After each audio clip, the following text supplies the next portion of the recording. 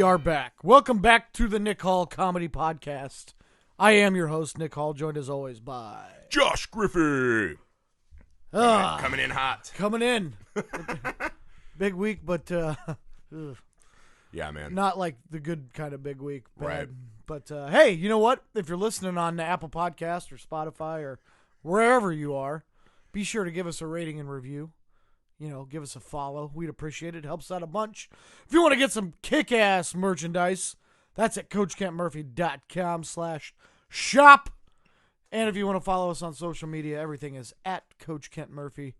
None of that fake shit. You guys are doing awesome. We love you. That's all I've got for the advertisements. Well, here we are.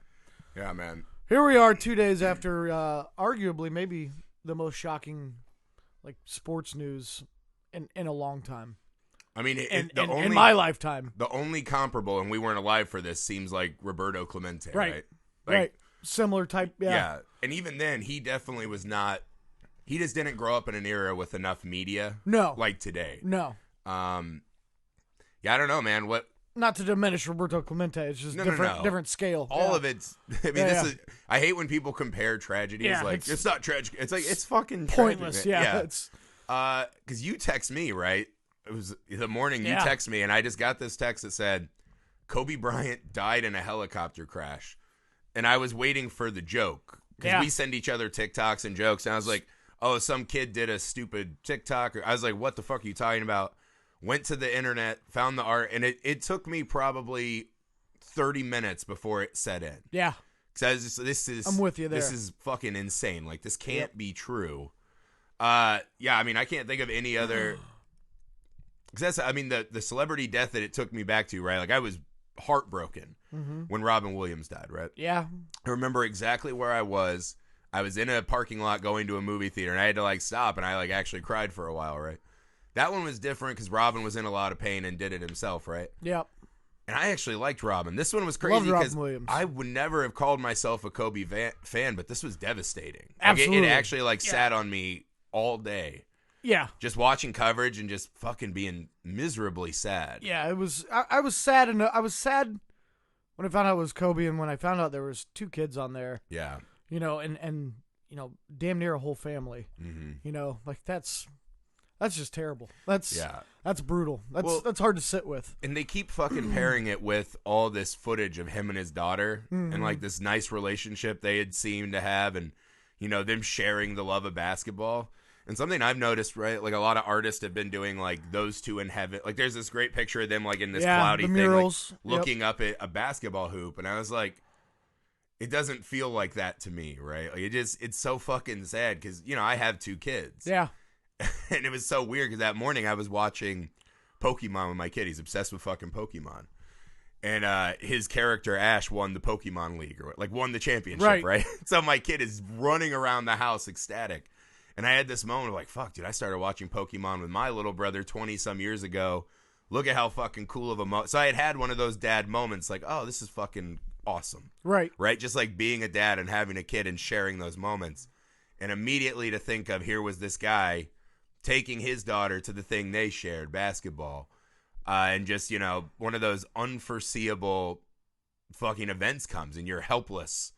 I mean, I think that's the thing that made it so much worse, right? The kids being involved just adds a whole nother layer, because losing Kobe, right, when it felt like he was finally starting to get love from people outside of LA, right? He was starting to really become this interesting giving figure, right? The Viper or the Mamba fangs were retreating, and you were getting a lot of interesting insight into this guy who was just omnipresent our whole lives. Oh, yeah. Well, you lived in Los Angeles for a long time. I lived out there for a little bit, and that's Kobe City. Oh, for sure. Without a doubt, without any question. Yeah. People always have the debates he would have never won without Shaq and blah blah blah and Shaq and Shaq, and it's that's Kobe City. Whether Shaq ever went there or not, that's Kobe City.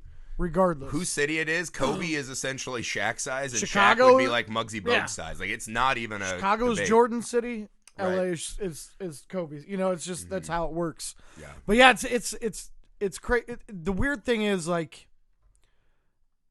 like a guy like that, I wasn't a huge fan. Yeah. I respect the hell out of his game, but he was that guy. I didn't like Jordan that much when he played. Oh, I hated Jordan. Because he always beat the hell out of my team. You know what I mean? It was just that competitive thing. Yeah. But that's like a whole different level of celebrity. It's a whole different thing. So when something like that happens, it's just they don't feel, it humanizes them because they don't feel human because nobody sits around and is like, Kobe or Jordan, they're not going to die.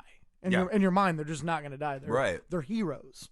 To so many people. They're not like us, right? We look at them the way they are, but we don't perceive them as. Right, exactly. Well, you're just like, look at all he achieved in his, serial killer like focus on task. Right. You're like, I can't even, I try to start, I need to eat better. And I usually make it until, I get hungry the first time. Right? Kobe was one of those different kind of guy. You're like, look at this fucking guy. Yeah. And what they're able to do. We look at them the same way I look at, The Witcher on Netflix, right? They're those kind of mythic figures.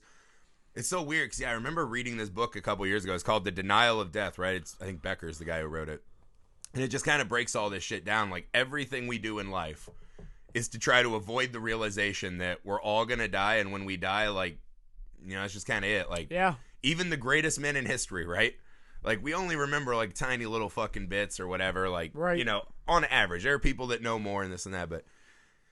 And I think this is one of those moments where you sit there and you're like, fuck, this guy who I watched achieve great things and, was very successful. And again, like I said, I never when Kobe forced Shaq out, essentially, I was fucking furious. I was a Shaq guy, right? A lot of people in LA were. And I spent so much time in LA at my softball leagues and, we always go to bars and shit, sports bars, debating Kobe's ranks among the greatest, right? He took so many shots and this and that, and he was such a dick.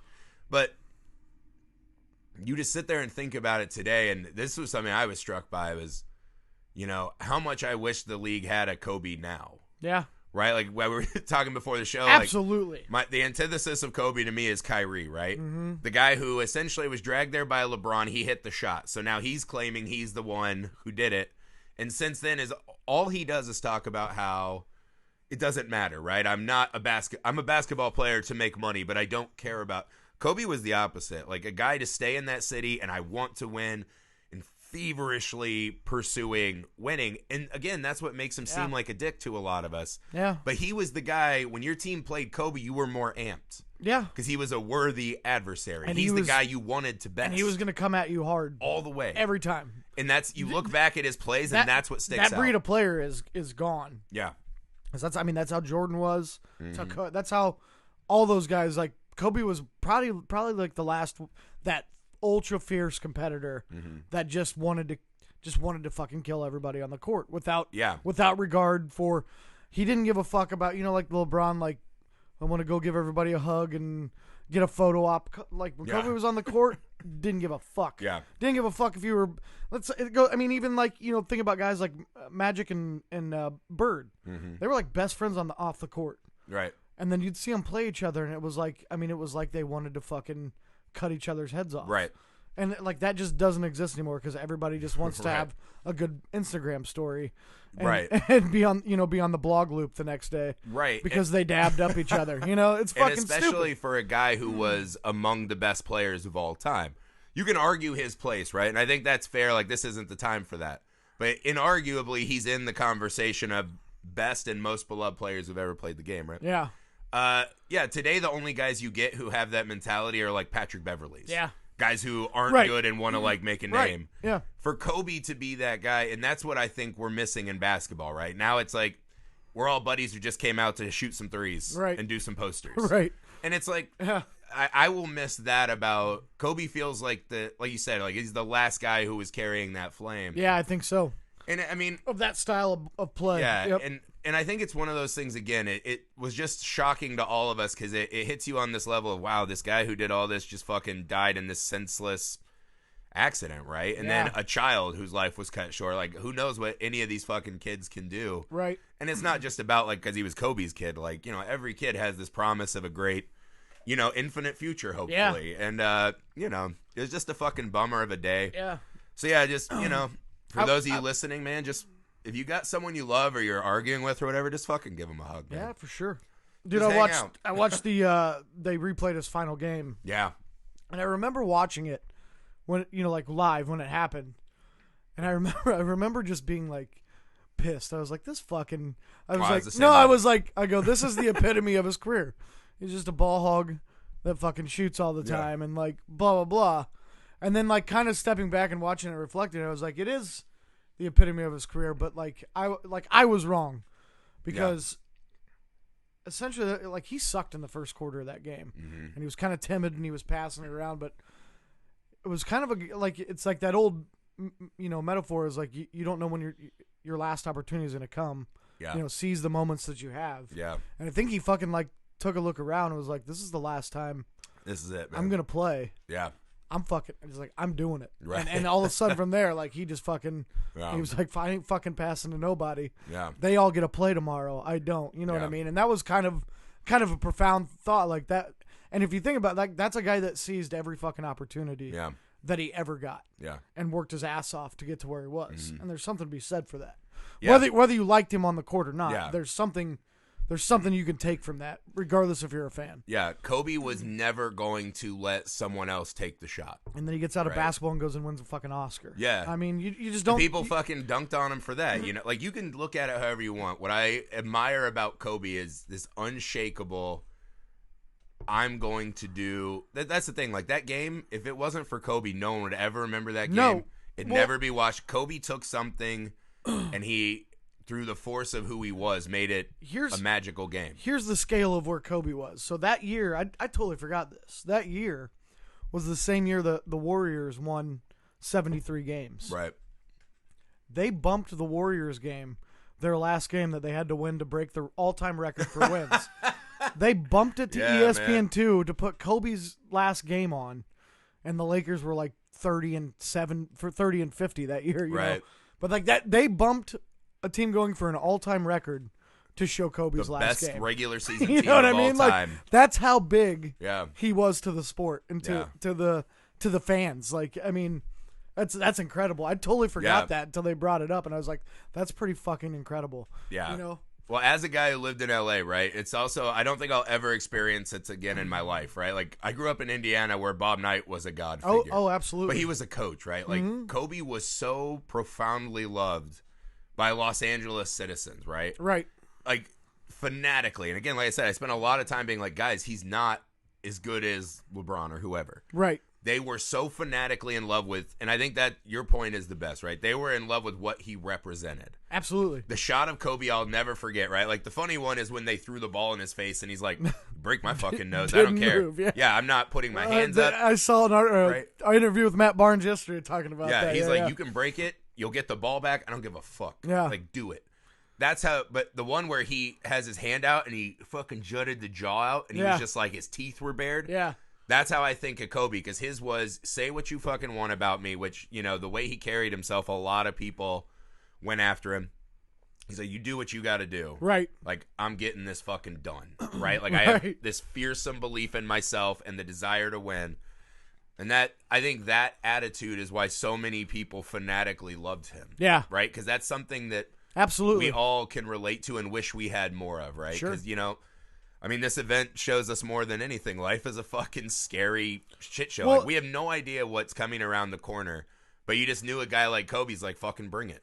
Anybody can relate to somebody that just goes and kicks ass at whatever they do. That you can. Yeah. Because that's what you want to do. It's what you should want to do. And he wasn't whatever you're doing. If you're weaving baskets, you want to be the best fucking basket weaver in the world. Like, you do. And so if you see a guy being the best in the world at whatever the fuck they're doing, that's something you can look up to that. My kids try to bring it. We got kids coming in. What's up, buddy? Go away. But especially today, right, in a world, see, like my son, he like wants to show how proud he is of how much he weighs. He'll grow up in a world where there's no value on being the best. Yeah. Right? He'll grow up in a world where it's everyone is equal. Let's go together. I think the guys like Kobe are going to be less and less frequent for us to see. Yeah, for sure. You know what I mean? Yeah. And so that attitude in general, I think, it's so stark. Like, when you look back, and I spent a lot of time in the last, day or two just watching YouTube stuff of Kobe. Sure. There just aren't going to be a lot of guys like him again. No, there's not, and that's just not the way the game's set up anymore. It's just there's no place for it. Yeah. for the way that they run the game and run the rules. But it was funny that you brought up the Matt Barnes because I was watching. He did an interview yesterday, and he went and played for the Lakers. But he was talking about that when he did the fucking ball and his face, and Kobe didn't flinch. I guess that offseason, Kobe called him up and was like, hey, if you're crazy enough to try to fuck with me on the court, you're probably crazy enough to play with me. And like, that's how he recruited him to the fight. I was like, that's a pretty cool fucking you're story. In. You made of all like the stories I heard, like on the news or whatever, that was one of the funnier ones that I thought. It was like, for sure. That's a pretty cool story. But no, again, like I said, take all this shit aside, right? Like, and this was what, because I knew it was coming, right? Mm-hmm. We were preparing, and everyone's doing their like, we love Kobe. All these great stories, right? Brian Shaw on NBA TV was the one that I'll remember. Just kind of crying, right? And this is the guy who lost his own family to an accident. Yeah. Doc Rivers. It's just, watching this like real thing. Like he had a profound effect on a lot of people. A lot of people, yep. And so you're watching this and you're like, who's going to be the guy? Well, and who's going to zag, right? And who's going to try to rain on this? Yeah. And we live in a media world today where by being that asshole, this could be your moment to get your name out there. Yeah. And it came eventually. I was actually surprised, and I was watching ESPN yesterday because I'm like, they'll do some Kobe tributes. Like I wanted to hear Plaschke. I wanted to hear like some of the guys that covered him. Plaschke was just devastated, right? But you're like, I was shocked that ESPN made the decision. Every one of those talking head shows, it was mandated. It felt like we have to mention that he was accused of a crime. Yeah, and it was like, I get it, right? But like he settled his legal issue out of court. Can you just let people have this? Because it's not like he just died of old age. This is a shocking immediacy moment.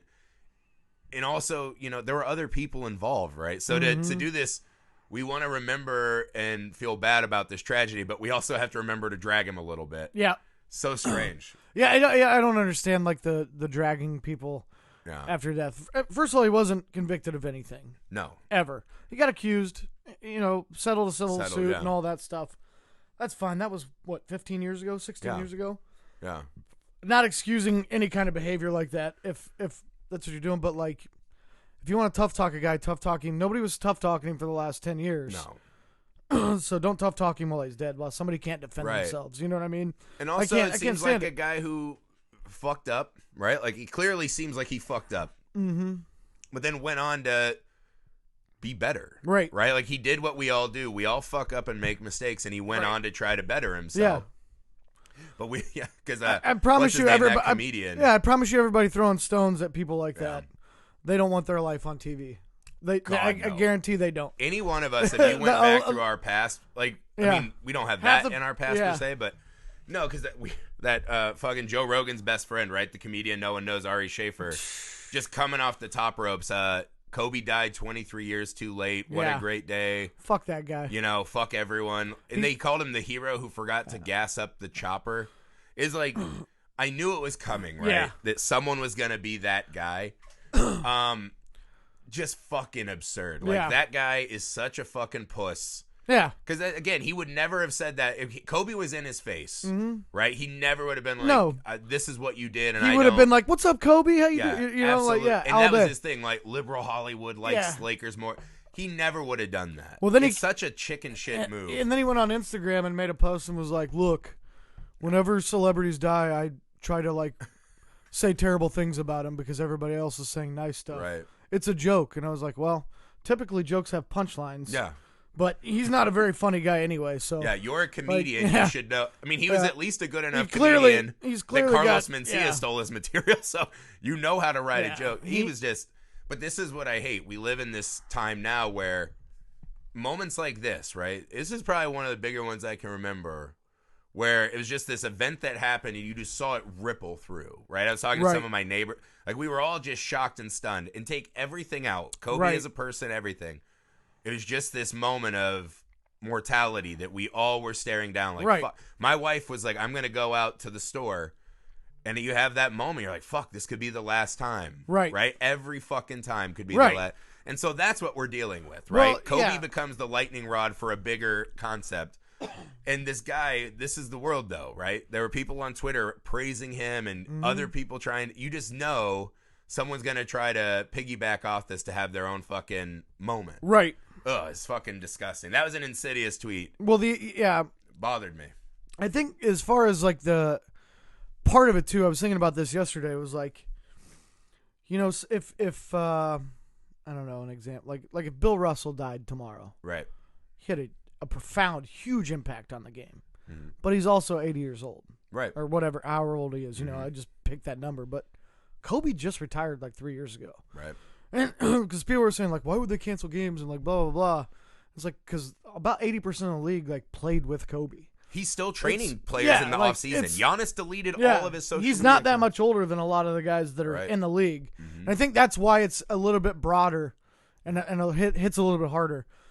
Just the freshness of it. Like he's still, he looked like he probably suit up still and probably dropped 25 a game still on 80 shots. But well, it's gonna be He wasn't a percentage guy. He's volume. Guy. But off season, right? He was training Tatum, Giannis. Like players were still going, and a lot of them said that too. Like we grew up with Jordan dominating.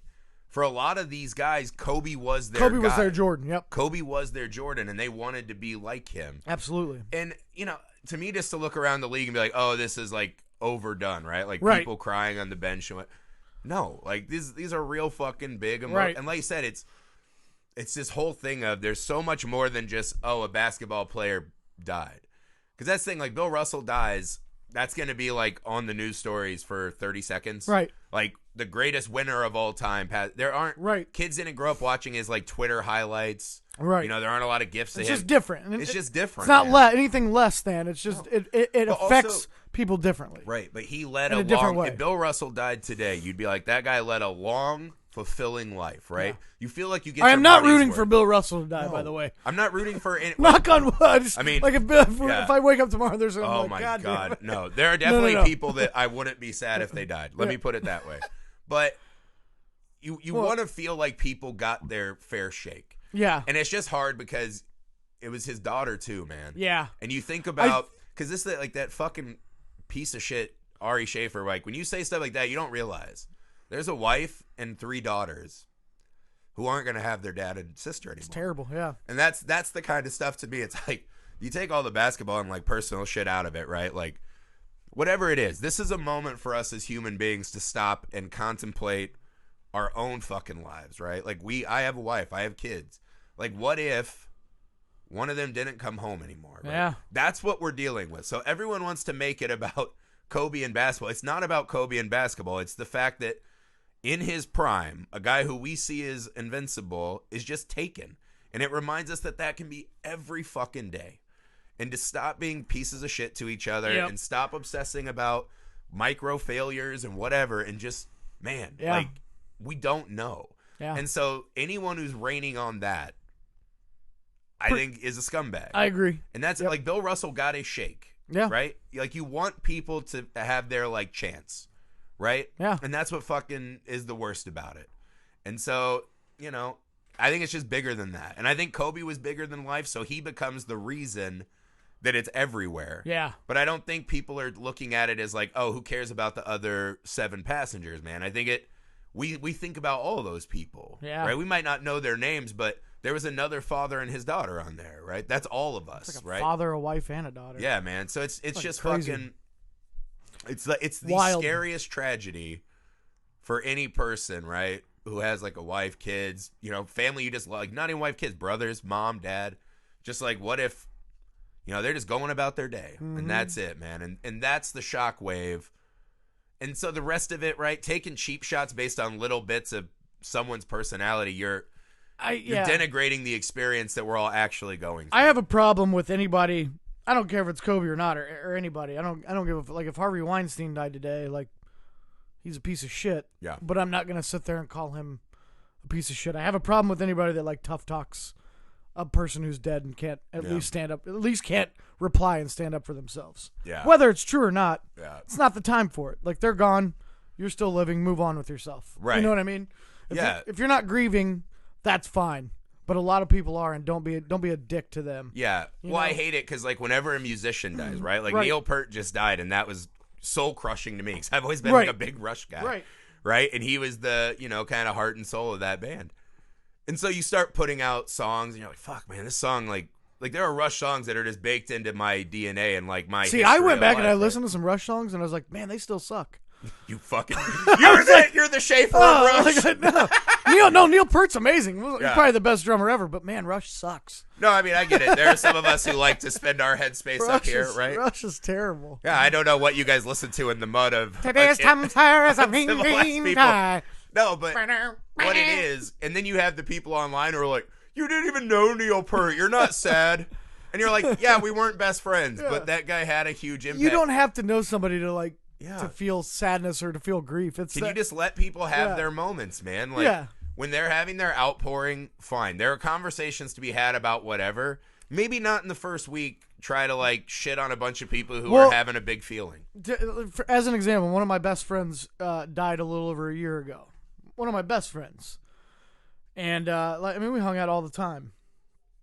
And we go to his funeral, and there's 300 people there. I mean, it's packed. This place is packed. And at first, because I was still kind of, in that grieving process, I was pretty angry. Mm-hmm. And so I was, angry at these, and I was like, what the fuck are all these people doing here? They don't know him. They don't friend. And then I stopped and thought, because his name is Mark, and he's a really big, bubbly guy. And just... He walked into somewhere and you knew he was there. He was 6'7" and 300 pounds. Right. Couldn't miss him. But when I got done being angry and I thought about it, I was like, that dude touched a lot of. He was a bartender. He touched a lot of fucking lives. A lot of people cared about him, even though they didn't talk to him every day and see him. And that's when it kind of hit me. It was like, that's kind of cool. I wasn't mad about it. It was that's pretty fucking cool that many people cared about him. And I think obviously on a much larger scale with Kobe, but it's the same kind of thing. Right. He was in your home every fucking day on a TV. Yeah. And kids looking up to him and you're going to be affected by that in some way. I was affected by it and I wasn't even a fan of the guy. Yeah, same. In terms of basketball. I wasn't a big Kobe fan. Right. I think it's the thing that we all forget. This is my conspiracy mind, but there is this conspiracy is that humans are actually one giant superorganism, right? We operate in this, all of our brainwaves are kind of this shared neural net of energy, and this is what's allowed us to ascend. And that sounds conspiratorial and ancient alien-y shit, right? But when you think about it, it's true, though, because there are people that come in your life, and even if for a day, through a song, one movie, right? There are actors I've seen in one TV show, and I'll never forget their performance. I might not know their names or anything about them, but you don't have to know me and you don't even know all the info about each other's lives. No. And we're together almost every day, right? Yeah. But what it is people just have this profound impact on other people, right? Absolutely, yep. Your actions and the way you are, you might give one person a laugh. And whether they don't know your name or whatever, they'll remember that laugh on a subconscious psychic level for their whole lives. And maybe you made their life, 0.001% better. That's the profound part of being alive, period. Sure. You know what I mean? Yeah. And so I think when people die, we feel it as a collective loss because every time someone dies, there is this selfishness, right? About oh man, this means I will die. Yeah. But also there's this, humanity lost your friend. We lost a chance for a laugh. Kobe, we lost the chance for, a moment of greatness. Yeah. That little girl, right? We lost whatever future. Right. There's always something that feels lost as the whole. For sure. And that... Yeah. I don't know. I was surprised. This one sent me reeling, big picture reeling, right? Yeah, for sure. I watched Kobe highlights, but really I was thinking about all the bigger stuff in life. It was fucking bummer. Well, he's that kind of guy. Whether you loved him or hated him on the court, whatever. That's fine. I wasn't a big fan. I'll admit it. Whatever. Yeah. But if there's anything you can at least if there's anything you can learn from a guy like that. Is fucking work. If you want something, work your ass off for it. Work your fucking ass off. He didn't just fucking stumble upon being really good at basketball. He worked harder than everybody in the world at being good, and so he was the best. So if you're gonna take anything from it, even if you didn't like the guy, you can take that. You can still learn something from it. And that's part of the effect. He had rise, fall, rise. During his career, Phil Jackson wrote that he was uncoachable and the reason, rebuilt a team, won again. Yeah. There's a lot of these things, about him that are very relatable. It's the hero's journey, whether you think he was heroic or not. Right. It was just such a relatable, and it was a story you rooted for even if you didn't root for him, right? When he won that first championship post-Shaq, yeah, it was against the fucking Pacers, I remember. Oh no, that was before. That was with Shaq. Yeah, but it was undeniable, right? What he had done. You're like, because everyone's like, oh, he had Bynum and he had Gasol. I'm like, he lost Shaq. Like, this is not Shaq in his prime, that team he had. Yeah. But he fucking did. And that's very relatable, right? The guy who could have just been like, fuck it. I'm going to go play on another team. I'm going to chase whatever. He fucking stood there and fought. And Gasol's it's super relatable. Kobe's this, well, he was maybe the least human sports star in my lifetime, right? Because he felt like I said, I always thought of him as kind of this serial killer. Yeah. Right? Where he's just so focused and weird, and he's like, I don't need other humans. I don't need anything. Yeah. But at the end of his story, thinking back on it, is so fucking relatable. Yeah. To all of us. Yeah, for sure. Yeah. If you want to get what you want, work hard for it.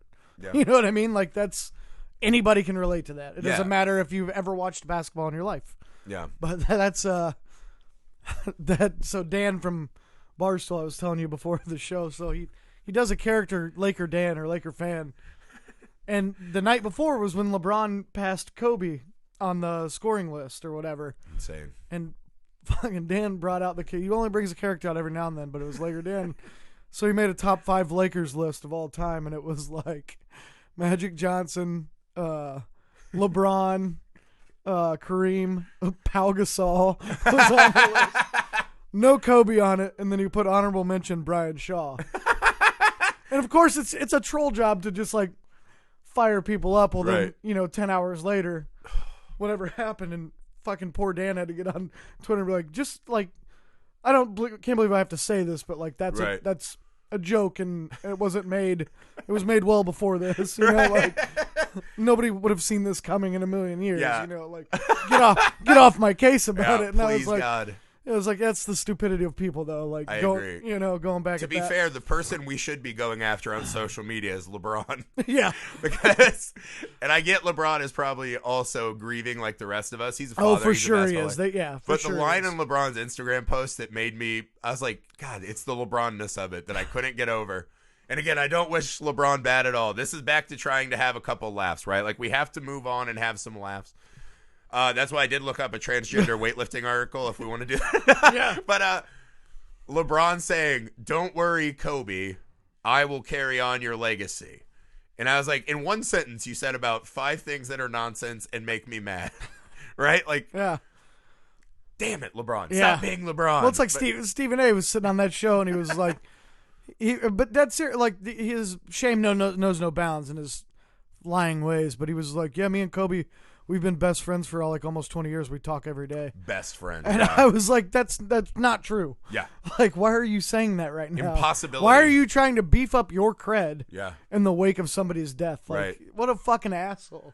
Well, Stephen A. also came out He's such a liar, man. He's the worst. Well, because when Rogan made fun of him for not knowing about fighting, which is just obvious. And true. I was like, let's say Stephen A., all right, before you do the next UFC, Joe Rogan's going to create a 100-question multiple choice answer test. There's no way he doesn't get an F, right? Absolutely. There's no fucking way. Like, name 4 welterweight champions. F minus. Yeah, fuck it. He would get none right.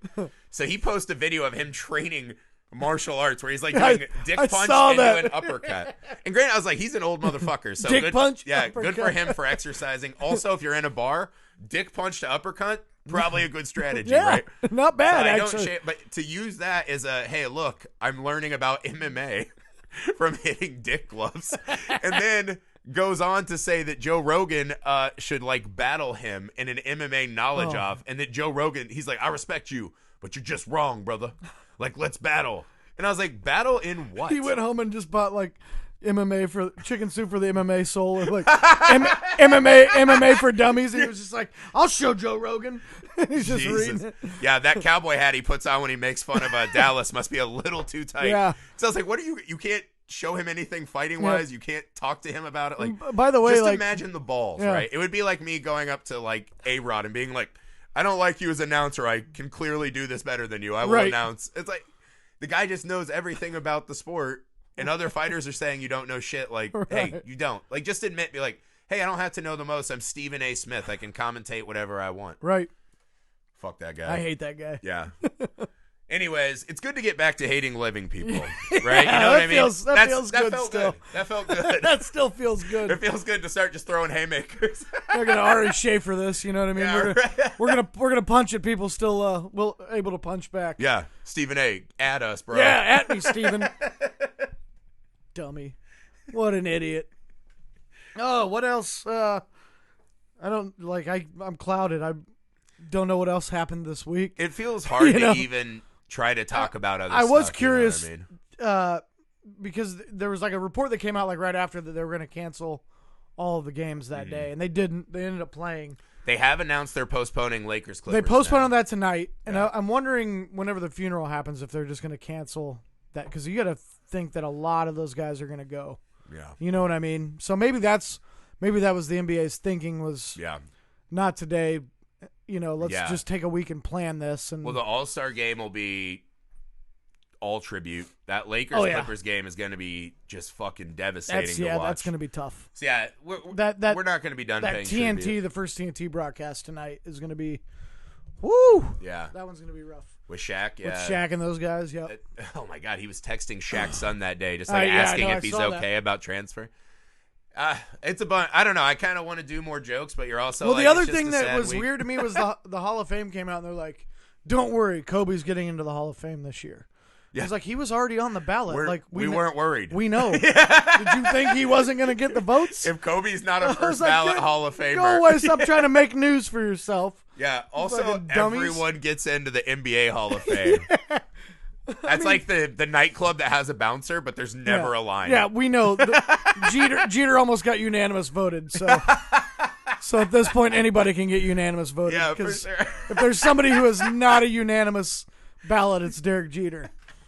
Not a unanimous at all. Not even close. No, probably not. I can riff on that if you want. You know who had better stats? Nomar Garciaparra.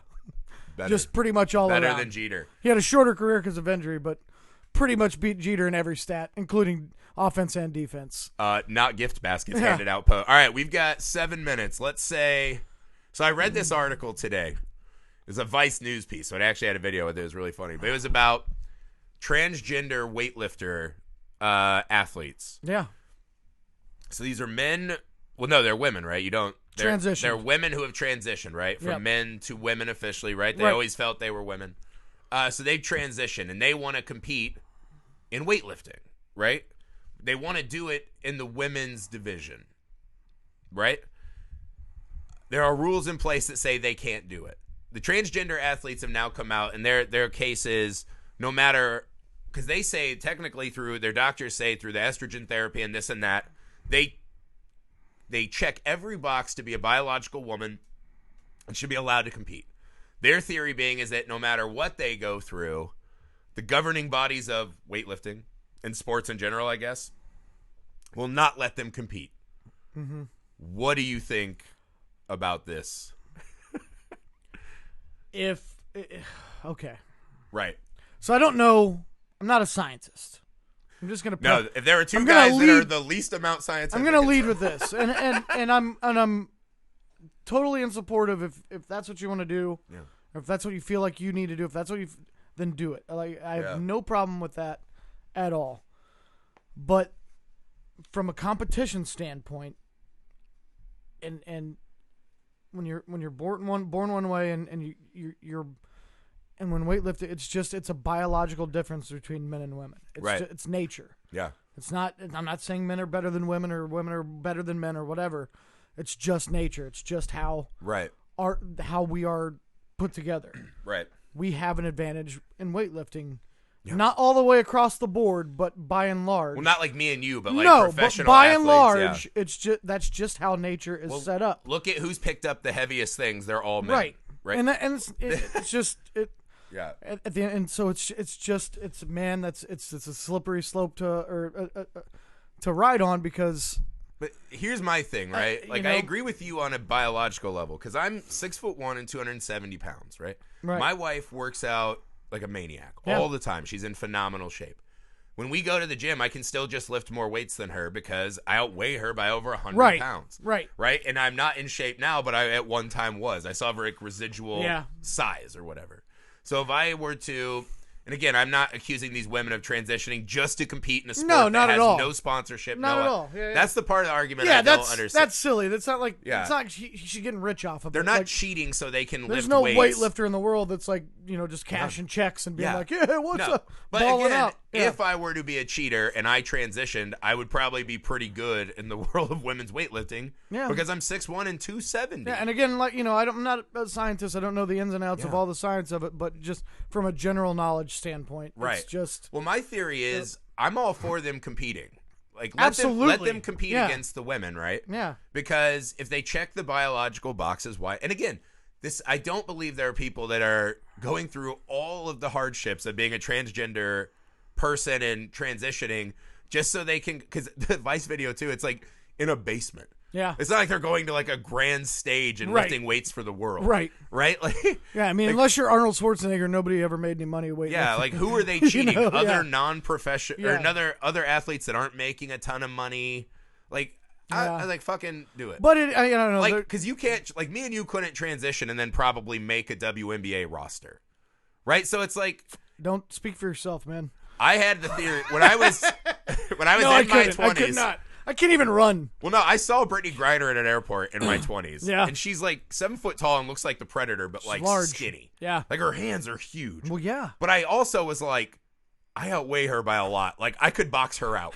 Throw like she some could weight reach around. Over my head. But I was like, yeah, you wouldn't. It didn't matter if you boxed out. You just go, thank you. If I threw the big glutes on her, I could push her all the way to the other side of the court. Yeah. So I used to fathom this idea, this world where, all right, if I had to play 20 minutes off the bench and just be the Dennis Rodman of the WNBA, like I'm just tough talking, right? I'll take out the other team's center. I was like, I think I could do that and make $20,000 a year or whatever.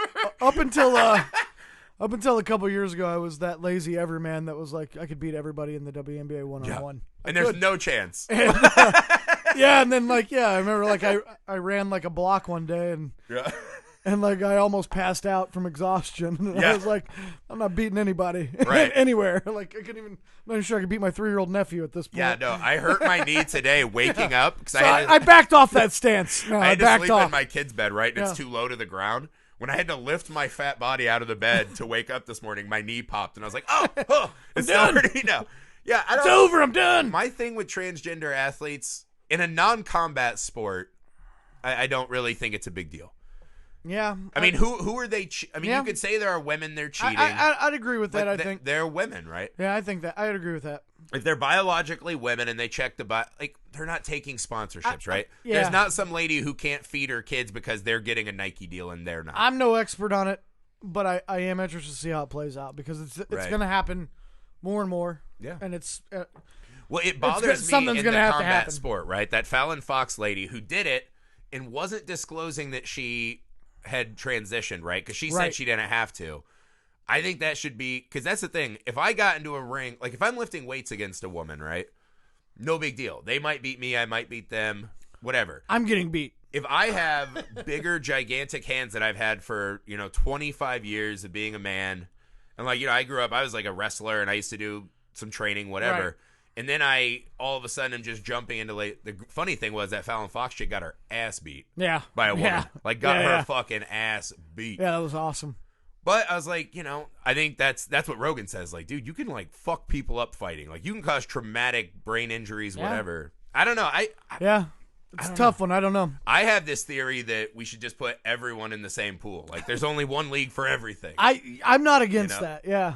But then it's the hard part because, women's athletics, once you're out of school, right? I think in school, girls should have the chance to have their own teams. I think sports are important for teaching. Absolutely. Once you're grown-ups, though, one league. That's it. Yeah, let's go. One league. Let's go, baby. 10-minute or one-man leaves. And that includes you, the big three. You're fucking out. The big three. That's a good note to leave on. Hey, guys, thanks for watching the Nick Hall Comedy Podcast. Make sure you give us a rating and review. And we'll see you guys next week. Bye. Bye.